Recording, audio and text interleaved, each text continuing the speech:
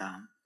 우리 곁에 계신 분들과 한번 인사했으면 좋겠습니다. 잘 오셨습니다. 또 만나서 반갑습니다. 예. 한 번 더 할까요? 함께 예배하게 돼서 영광입니다. 함께 예배하게 돼서 영광입니다. 예. 자리를 바꿔 앉으신 몇 분들이 계셔서 또 감사합니다. 바꿔 앉으니까 옆에 계신 분들도 바뀌고 또 인사할 수 있는 기회도 생기고, 그래서 점점 내가 인사하는 분들이 많아졌으면 좋겠습니다. 우리 교인이 10,000명인 것도 아니고 1,000명인 것도 아니고 100여 명인데, 그냥 그분들 인사하면서 우리가 인사하는 연습도 하고, 그리고 이웃들에게 자연스럽게 인사할 수 있는 우리 모두가 되었으면 좋겠습니다. 자, 사람을 구원하게 하시려고, 이 제목 보니까 무슨 이야기 할지 오늘 본문 보니까 또 다 아시겠죠? 그런 이야기를 제가 한번 묵상을 하며 준비를 해서 여러분들과 한번 나눌 때에 성경 구절들을 찾아가면서 한번 마음에 생각을 하고 어떻게 실천할 수 있을까 한번 생각할 수 있는 시간들 되었으면 좋겠습니다. 마태복음 3장 2절 그리고 4장 17절은 세례 요한과 예수님이 똑같은 대사로 사람들에게 외치는 장면인데 한번 읽어봅니다. 시작. 회개하라, 천국이 가까이 왔느니라. 여기에서 핵심은 뭘 것 같아요? 천국입니다. 천국이 가까이 왔으니까 천국에 들어가려면 어떻게 해야 된다고요? 회개해야 된다라는 것입니다. 자, 천국이 포커스다. 그럼 그 천국은 도대체 뭐냐라고 했을 때 요한복음 3장 16절은 이렇게 기록합니다. 읽어보죠. 시작.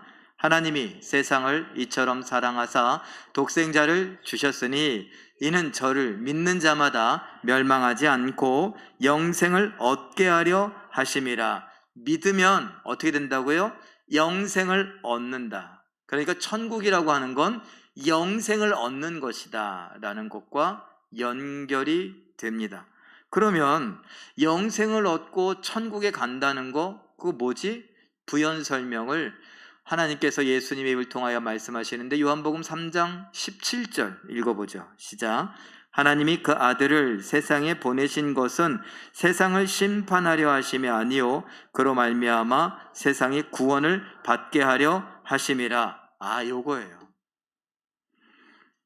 멸망한다는 것은 심판받는다라는 것이고, 영생을 얻는다라고 하는 것은 구원을 받는다라는 것. 이 부연 설명을 바로 해주시는 거죠.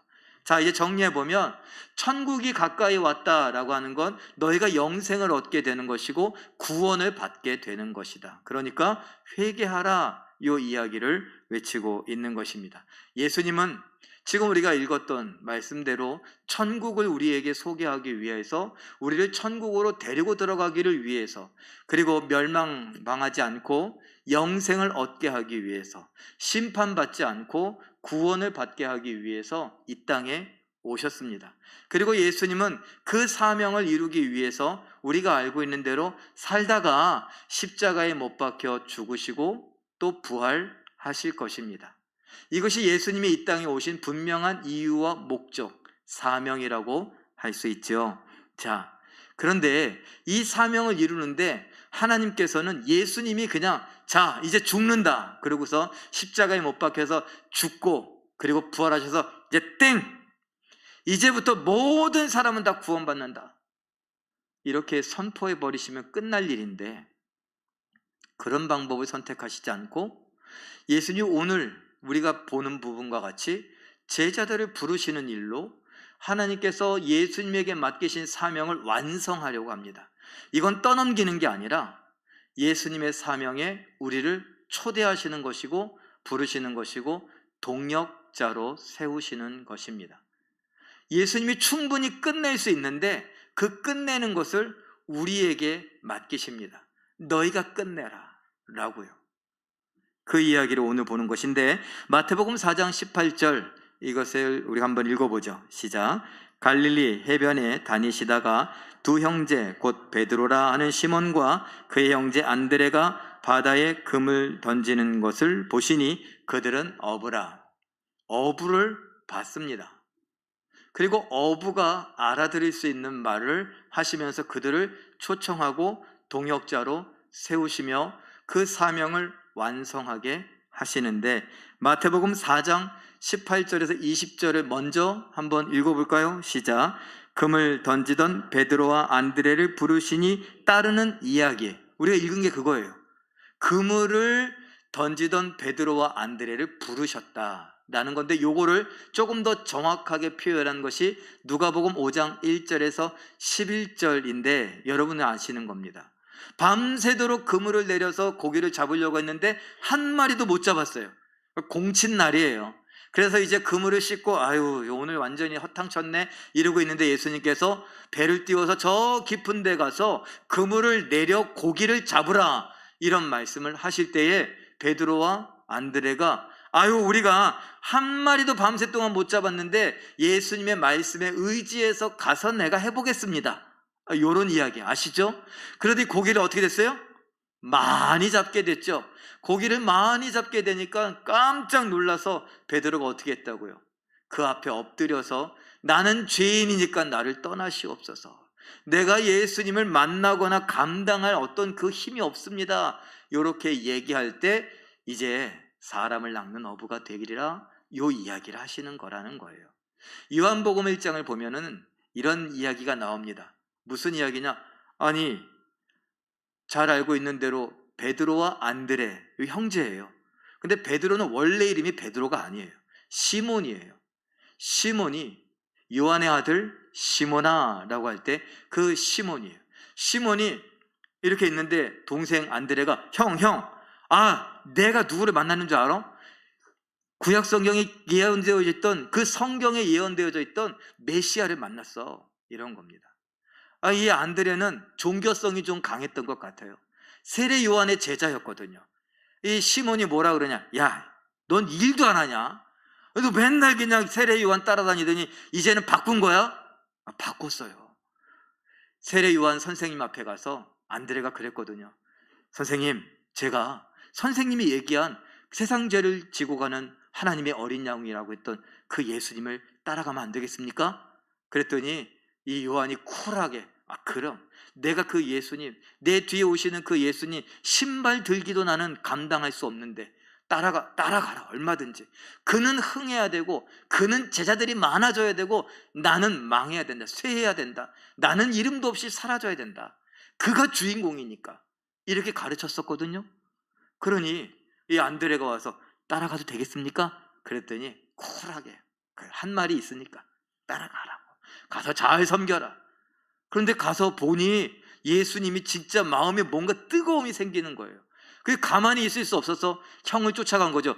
형, 시몬, 형 가자. 쓸데없는 소리 하고 있어. 아니야, 진짜라니까. 가보자. 그래서 그때 우리가 유명한 Come and see, 와서 보라, 그 이야기들이 거기에 나오는 거예요. 그래서 베드로가 가보죠. 시몬이 갑니다. 그때 예수님이 시몬을 보시고서 아셨어요. 어떤 인간인지, 어떻게 될 사람인지 아셨어요. 그래서 뭐라고 그러냐? 야, 너를 이제부터 시몬이라고 하지 말고 게바라고 해라. 게바는 무슨 뜻이냐? 그리스 말로 페트라, 베드로다. 그 뜻은 무엇이냐? 반석이라는 거예요. 너 이제부터 별명이 반석이다, 이런 거예요. 그러고서 예수님과 잠깐 교제하고 이제 어떻게 돼요? 자기 일을 하러 가야죠. 다시 고기 잡으러 갔던 거예요. 이렇게 첫 번째 만남이 있고 얼마 후에 두 번째 만남이 바로 오늘 이 사건입니다. 그물을 내리고 있는데 예수님께서 오신 것이죠. 누가복음의 말대로 이제 허탕을 치고 그물을 잘 정리하고 있는데 예수님께서 오신 것이죠. 저 깊은 데로 가서 그물을 내려라. 그때 뭐라 그랬어요? 자기를 향해서 베드로, 반석이라고 불러주셨던 그분이니까 한번 믿어볼 만하잖아요. 안드레가 뭐라 그랬어요? 메시아다, 그리스도다, 우리의 왕이시다 라고 했던 바로 그 선생님이잖아요. 그래서 그 말씀에 의지하여 우리가 밤새 허탕쳤지만 그래 한 번 더 가겠습니다. 그리고 그물을 내렸는데 그 그물이 가득 찬 것입니다. 그래 옆에 손짓하여 부릅니다. 손짓하여 불러서 온 사람들이 누구냐 하면 야고보와 요한이에요. 그런데 그 누가복음에 뭐라 그러냐? 야고보와 요한은 시몬, 그 베드로의 동업자다라고 말해요. 동업자들이 와서 같이 도우면서 그물을 막 끌어올렸는데 가득 찼습니다. 그때 베드로가 예수님 앞에 엎드려서 저는 죄인이로소이다. 그때 예수님이 나를 따르라 말씀하시는데, 오늘 그 부분을 좀 더 자세히 마태복음 4장 19절 이렇게 말씀하시죠. 읽어봅니다. 시작. 내가 너희를 사람을 낚는 어부가 되게 하리라. 요것을 누가복음 5장 10절에서 설명해 주는 것처럼 이야기해요. 읽어보죠. 시작. 이제후로는 내가 사람을 취하리라. 사람을 낚는 어부다. 그래서 우리가 낚였다, 속였다 이런 차원이 아니에요. 사람을 낚았다라는 것은 사람을 취한다라는 것이고, 그 취한다라는 것을 유진 피터슨 목사님이 이렇게 번역을 했습니다. 메시지 성경 마태복음 4장 19절을 읽어봅니다. 시작. 예수께서 그들에게 말씀하셨다. 나와 함께 가자. 내가 너희를 새로운 어부가 되게 하겠다. 잉어와 가물치 대신에 사람을 낚는 법을 가르쳐 주겠다. 너희가 잘 잡는 그 물고기가 아닌 사람을 낚는, 사람을 취하는 방법을 내가 알려주겠다. 그들의 직업이 뭐라고요? 어부니까 어부가 알아듣기 쉬운 말을 예수님께서 해 주셨던 것입니다. 사람을 낚는다, 사람을 취한다. 도대체 이것은 무엇이냐? 우리가 잘 알고 있는데 전도와 연관된다면 건져낸다라는 것입니다. 건져낸다. 어디에서 건져내냐? 제가 성경을 몇 구절 찾아봤습니다. 이렇게 정리할 수 있어요. 사도행전 7장 10절은 어디서요? 모든 환난에서. 로마서 7장 24절은 어디서요? 사망의 몸에서. 골로새서 1장 13절은요? 흑암의 권세에서. 디모데후서 4장 18절은 모든 악한 일에서. 이 모든 더러운 것들에서, 죄와 사망의 권세 아래서 우리를 어떻게 한다고요? 건져낸다라는 것입니다. 이것이 사람을 낚는다, 사람을 취한다는 의미입니다. 이것이 결국 무엇이냐? 우리가 이야기하는 전도인데 어떻게 그렇게 말할 수 있느냐? 마가복음 1장 38절 예수님의 사명과 관련하여서 사명을 이루는 방법을 전도라고 이렇게 이야기합니다. 읽어보죠. 시작. 우리가 다른 가까운 마을들로 가자. 거기서도 전도하리니 내가 이를 위하여 왔노라. 구원을 위하여 왔는데 전도를 위하여 왔대요. 그건 뭐예요? 구원을 이루는, 완성하고 성취하는 방법으로 전도라는 방법을 사용하시는 거죠. 그래서 내가 전도하면서 하나님의 나라를 이야기하고, 내가 구원을 이야기하고, 영생을 이야기하고, 천국을 이야기하기 위하여서 내가 왔다라는 것입니다. 마가복음 3장 14절은 예수님께서 제자들에게도 그 사명을 맡기시는 것을, 동역자로 부르시는 것을 이렇게 표현합니다. 읽어보죠. 시작. 12를 세우셨으니 이는 자기와 함께 있게 하시고 또 보내사 전도도 하며. 전도를 하게 하시기 위해서 제자들을 부르시고, 그 제자들을 뭐라고 그랬어요? 사람을 낚는 어부가 되게 하리라, 사람을 취하게 하리라 라고 말씀을 하셨던 것입니다. 그리고 이것이 여기에서 끝이 아니라 우리가 흔히 알고 있는 예수님께서 모든 사역을 마치시고 천국으로 승천하시기 직전에 지상명령이라고, 지극히 큰 명령이라고, 가장 위대한 명령이라고 했던 그 명령으로 우리에게 주시죠. 마태복음 28장 20절 말씀 먼저 읽습니다. 시작. 너희는 가서 모든 민족을 제자로 삼아 내가 너희에게 분부한 모든 것을 가르쳐 지키게 하라. 19절 20절에 나왔던 이야기입니다. 이것을 사도행전 1장 8절은 이렇게 말하죠. 읽어봅니다. 시작.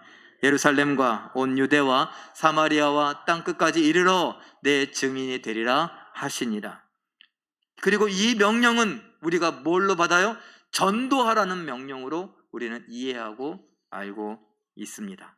그래서 사도행전 5장 42절에 제자들과 사도들, 그리고 복음을 받아들였던 사람들이 이렇게 합니다. 읽어봅니다. 시작.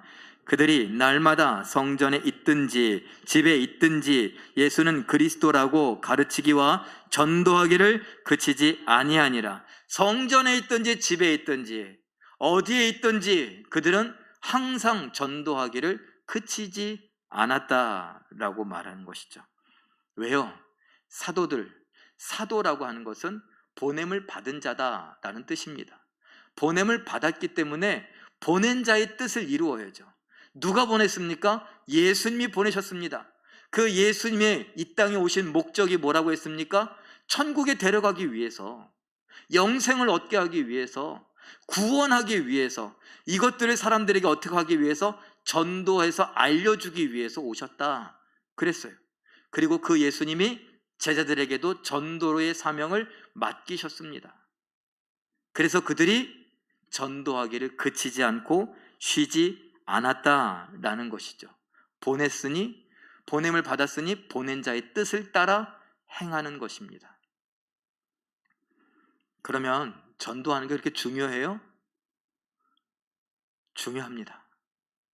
그 원리가 뭐냐? 로마서 10장 14절 15절 읽어봅니다. 시작. 그들이 믿지 아니하는 일을 어찌 부르리요? 듣지도 못한 일을 어찌 믿으리요? 전파하는 자가 없이 어찌 들으리요? 보내심을 받지 아니하였으면 어찌 전파하리요? 기록된 바 아름답도다. 좋은 소식을 전하는 자들의 발이어함과 같으니라. 전파하는 자가 없이 어찌 들으리요? 이게 핵심이에요. 다른 말로 가서 전파해라. 네가 전도하지 않으면 어떻게 듣고 어떻게 믿고 어떻게 예수의 이름을 불러 구원을 받겠느냐. 로마서 10장 17절이 그 이유를 다시 한번 정확하게 이야기합니다. 읽어봅니다. 시작. 믿음은 들음에서 나며 들음은 그리스도의 말씀으로 말미암았느니라. 네가 가서 들려줘야지. 전하고 전파해서 들려줘야 그 사람이 듣고 믿음이 생겨서 예수님의 이름을 부르고 구원을 받게 되는 거지. 그래야 예수님이 이 땅에 오셨던 이후 이 세상 사람들을 천국으로 이끌어들이며 영생을 주는 구원을 이루게 하는 것, 그것을 너희에게 맡기지 않았느냐? 가서 마침표 찍으라고. 활용정점, 용을 그려놓으면 너희가 가서 그 눈을 그려 넣어라. 눈에 점을 찍어라. 다 예수님이 그리셨어요. 그리고 점 찍는 것만 남겨뒀다는 거예요. 우리를 동역자로. 가서 전파해라. 네가 알려주고 들려줘야 그 사람이 듣고 예수의 이름을 믿게 되고 그 이름을 부르며 구원을 받게 되는 것이고, 너의 그 전파함 때문에 나의 사명이 완전히 이루어지게 되는 것이다. 너는 전파하는 것으로 너의 사명을 다 감당해라 라는 것이죠. 아까 서두에 이야기했어요. 예수님이 그냥 한 번에 끝내면 될 것을 왜 사람들을 불러서, 여러분 우리가 전도하자 그러면 난 뭐라고 해야 될지 잘 몰라요. 부끄럽고 참 나는 내성적이고 그리고 바쁘고 힘들고 막 이래요. 우리가 생각해도 답답해요. 우리가 생각해도. 그런데 여러분, 성경 한 구절 읽어보죠. 고린도전서 1장 21절 읽어봅니다. 시작.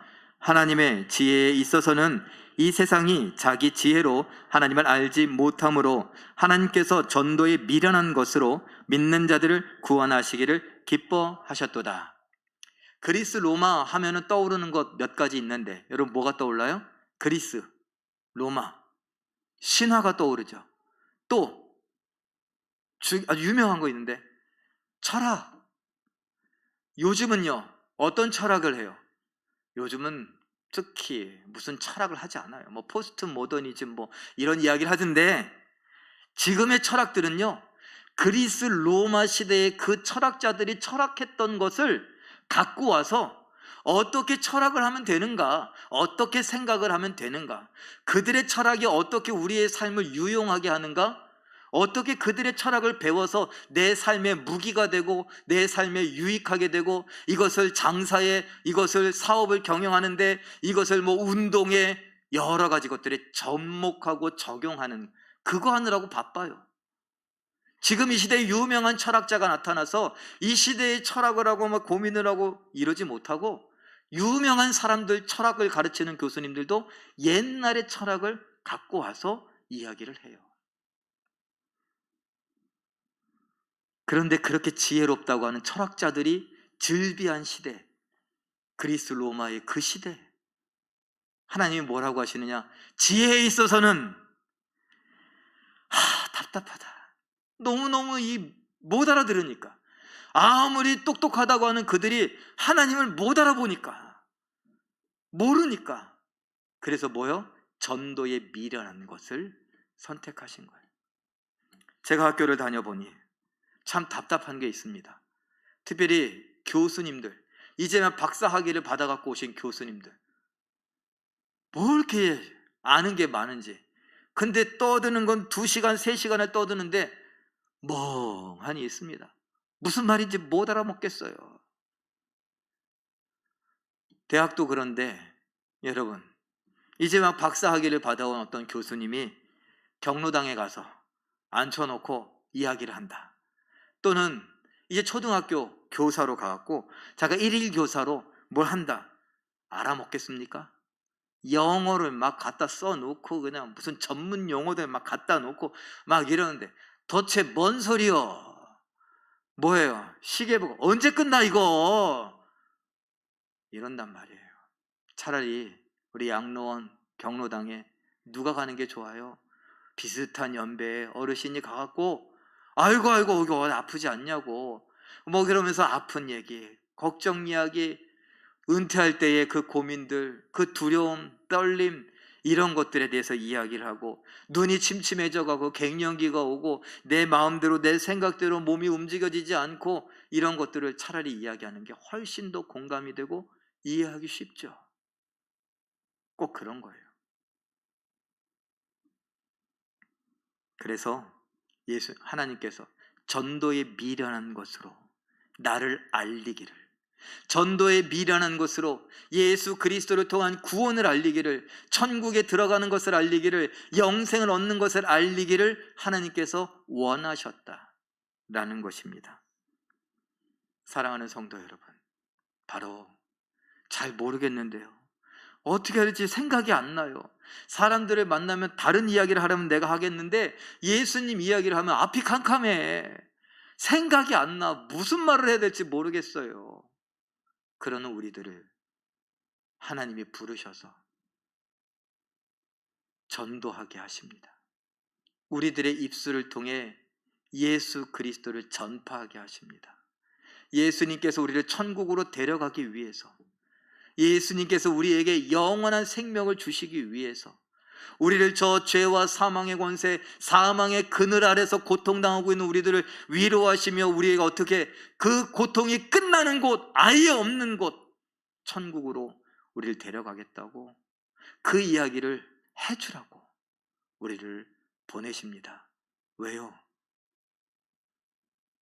우리가 만나는 그 사람들은 우리가 아니면, 다른 고상한 사람들 아니면 하나님 천사들이 와서 이야기해도 못 알아먹거든요. 내가 만난 하나님을, 내가 만난 예수님을, 내가 경험한 구원을 내 입으로 얘기하는 게 가장 적절한 표현이거든요. 무식하다고 하면 어때요?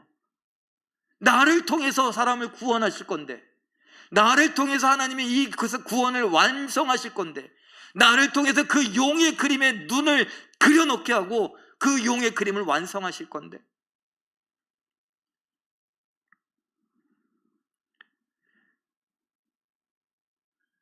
사랑하는 성도 여러분, 하나님께서 이렇게 사명에 대해서, 전도에 대해서 말씀을 하시면서 우리에게 물으십니다.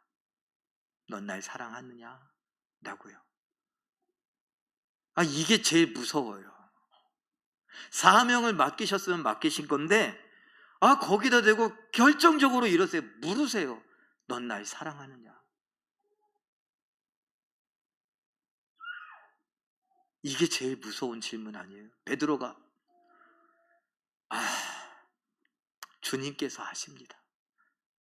주님께서 하십니다. 뭐라고 자기가 말하기가. 신명기 6장 4절 5절 읽어보죠. 시작. 이스라엘아 들으라. 우리 하나님 여호와는 오직 유일한 여호와이시니 너는 마음을 다하고 뜻을 다하고 힘을 다하여 내 하나님 여호와를 사랑하라. 마음을 다하고 뜻을 다하고 힘을 다하여 하나님을 사랑하라. 이 말씀은요, 마음을 다하고 뜻을 다하고 힘을 다하여 너는 하나님을 사랑하느냐? 광진아, 넌 하나님을 사랑하느냐?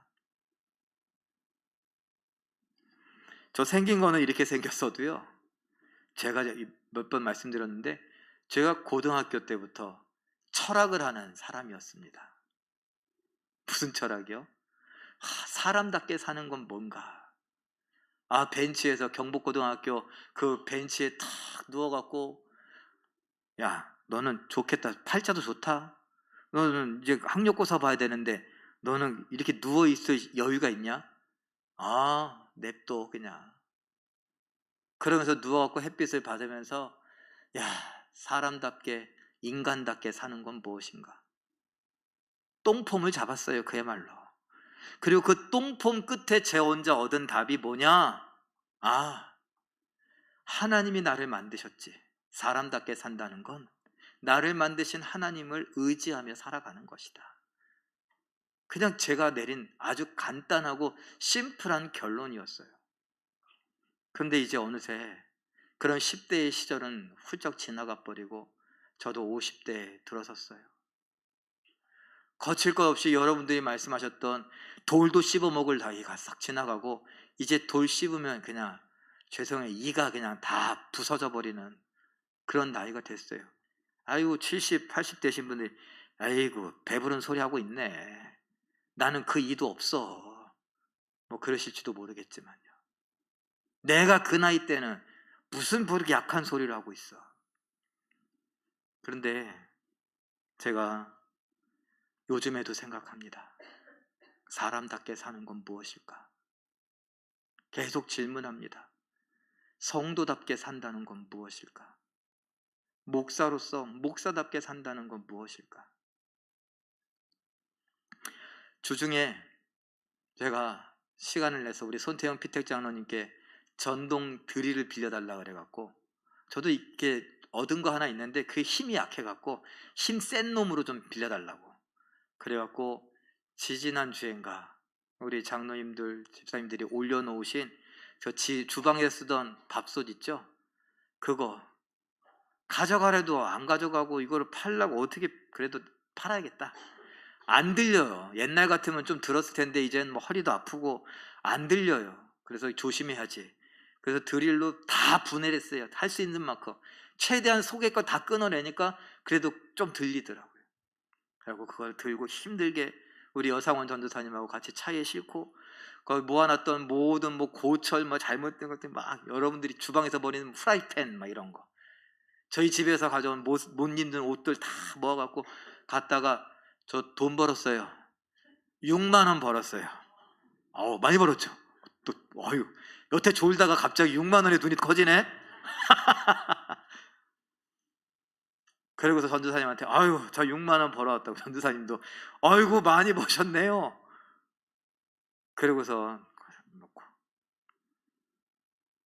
제가 지저분한 꼴을 못 봐요. 그래서 창고도 있는 대로 정리하려고 하고, 틈 나는 대로 정리하고, 쓰레기 치우려고 하고 막 그러는데, 사실 이것저것 쑤셔져도, 그래서 제가 그랬어요. 하나님, 이게 목사가 할 일입니까? 이거는 다른 사람이 해야 할 일이라는 게 아니에요. 제가 하나님 앞에서 이래요. 하나님, 저 하나님 사랑해요. 하나님이 사랑해서 저 목사라고 하는 이 직업 좋아요. 직업도 사랑해요. 그리고 우리 제일교회도 사랑해요. 우리 성도들도 사랑해요. 그러니까 제가 쓰레기도 치우고, 제가 이런 고물도 갖다 팔고 6만 원 벌었다고 와 좋다고 이러고 제가 이러고 있잖아요. 그럼 뭐 집에 있는 거 뭐라도 갖다가 그냥 막 주려고. 저희 집사님, 안 가져 사람들 그거 그만해. 그런데 있는 거 그냥 막 찾아갖고 안 쓰는 거 깨끗하고 막 갖다 주려고 지금도 찾고 있어요. 또 뭘 줄까? 어제도 10시쯤에 집에 들어가는데 아, 맞다, 맞다. 아, 아이스크림 사야지. 가갖고 그것도 100원 아낀다고 검정 봉다리 들고서 가갖고 가서 이렇게 하고 있는데 사람들이 또 갑자기 많이 들어오는 거야. 이거 찍고 있는데. 그러니까 이거 빨리 해야지. 막 내가 도둑질하는 것도 아닌데 줄 서 있는 거 민망할까 봐 그것도 막 담아갖고 이렇게 하고서, 왜? 사랑해서요, 하나님. 근데 하나님이, 야야, 가만히 있어. 알았어, 알았어, 가만히 있어.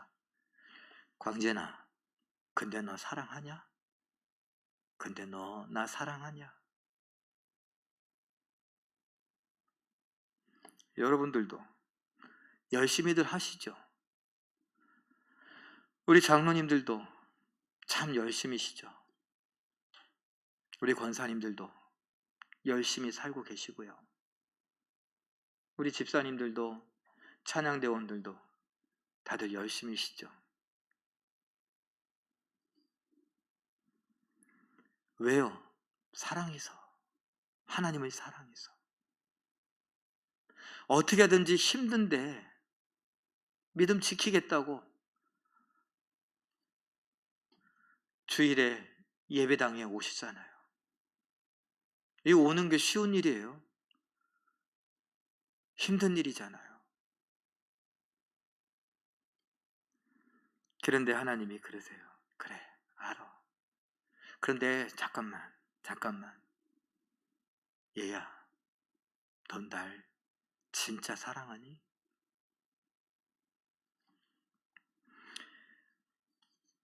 등기부 등본에 내 이름으로 된 집이 생겼어요.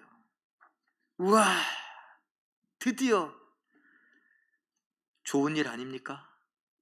그런데 우리는 그걸 위해 이 땅에 온 것이 아니라고요. 저희 둘째가 돈 많이 벌고 싶대요.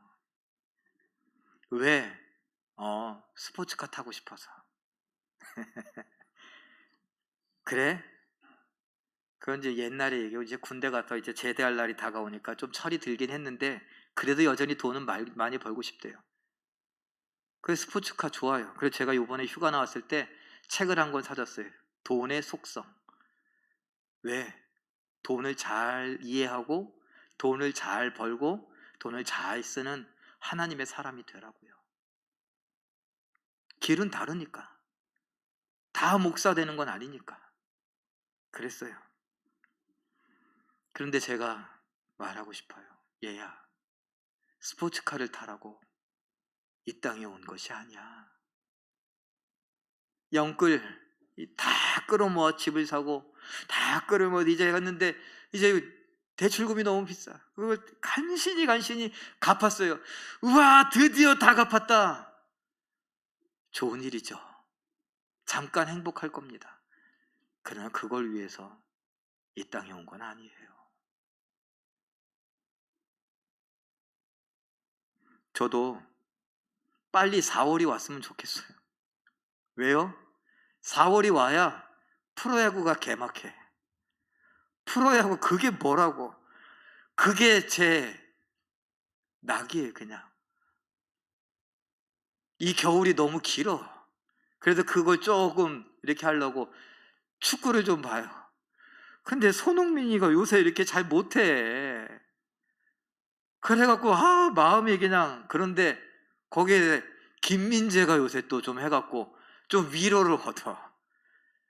이재성이 막 골을 넣는다 그래갖고 또 위로를 받아요. 그게 뭐냐고요. 기쁘고 이야 잘한다 화이팅 할 수는 있어요. 그러나 그것 때문에 온 게 아니라고요. 저 어릴 적에 한번 꿈꿔봤어요. 한번. 무슨 꿈이냐고요? 유명한 설교자가 되고 전도자가 되어서 빌리그레엄처럼 그런 설교자가 돼서 전 세계를 다니면서 예수 그리스도의 복음을 전하고, 겉으론 좋아요. 복음을 전한다. 근데 그 다음이 문제예요. 뉴욕에 갔으니 뉴욕에다 하나 찍고, 워싱턴에 갔으니 워싱턴에 세계 지도를 그려놓고 거기에 이제 앞정으로 갔다 온 데를 찍어놓고 누구를 만나고 무슨 일이 있었다. 요거를 이렇게 해갖고 아프리카에 두고 브라질에 두고 캐나다에 두고 막 이렇게. 그게 뭐예요? 내 자랑이에요. 여러분의 자랑, 여러분의 꿈, 여러분의 욕심, 여러분의 야망은 무엇입니까? 그걸 위해 이 땅에 온 것이 아니라고요. 고린도전서 4장 1절 2절 읽어봅니다. 시작. 사람이 마땅히 우리를 그리스도의 일꾼이요 하나님의 비밀을 맡은 자로 여길지어다. 그리고 맡은 자들에게 구할 것은 충성이니라. 이 충성이 뭐와 같은 단어라고요? 기억나세요? 믿음과 같은 단어라고요. 예수님을 믿는다라고 하는 건 예수님께 충성스러운 자가 되겠다라는 것입니다. 그리고 믿는다, 충성스럽다라고 하는 건 하나님 입장에서, 예수님 입장에서는 믿음직스러운 사람이라는 거예요. 뭘 맡겨도, 구원의 마침표를 찍는 전도를 맡겨도 믿음직스러운 우리가 되어서 충성스럽게 그 믿음으로, 그 믿음직스러운 우리가 되어서 믿음에 부응하여 전도라고 하는 것으로 구원의 마침표를 찍는 거예요. 아까 이야기한 대로 화령정점이라고요. 그 용의 그림을 그리는 마지막 눈을 그려놓는 것에 우리에게 네가 그려넣어라. 예, 알겠습니다. 내가 충성스럽게 믿음직스럽게 제가 정성껏 그려넣겠습니다.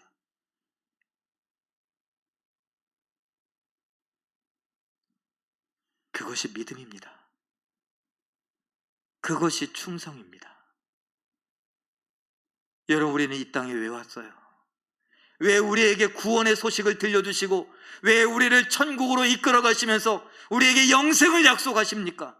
너도 가서 전도하라. 다른 사람들에게 예수 그리스도의 구원을 알려주어라. 그런데 우리는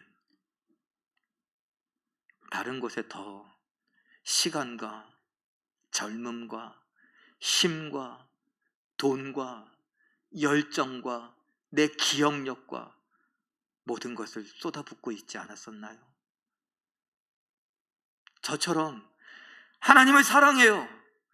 그러니까 교회도 사랑하고, 그러니까 성도들도 사랑하고, 그러니까 청소도 하고, 그러니까 고물도 갖다 팔고, 그러니까 죽으라고 설교 준비도 하고, 그러니까 내가 뭐든지 하려고 하고 있다고요. 아, 그래 광진아, 알았어. 그런데 너 나 사랑하니? 너 나 믿니? 너 나에게 충성스럽니? 라고 물으십니다. 여러분들도 할 말씀 많으시잖아요. 뭐라고 하실 말씀 많으시죠? 그런데 하나님이 알았어. 그런데 너 나 사랑하니? 너 날 믿니? 너 나에게 충성하니? 물으신다면 뭐라고 대답하시겠습니까? 오늘 이 말씀을 기억하며 사람을 구원하기 위해 나를 부르시고 나를 이곳에 보내시며 세우셨다는 것을 기억하시고 하나님의 질문에 아멘, 네, 그렇습니다 라고 대답할 수 있는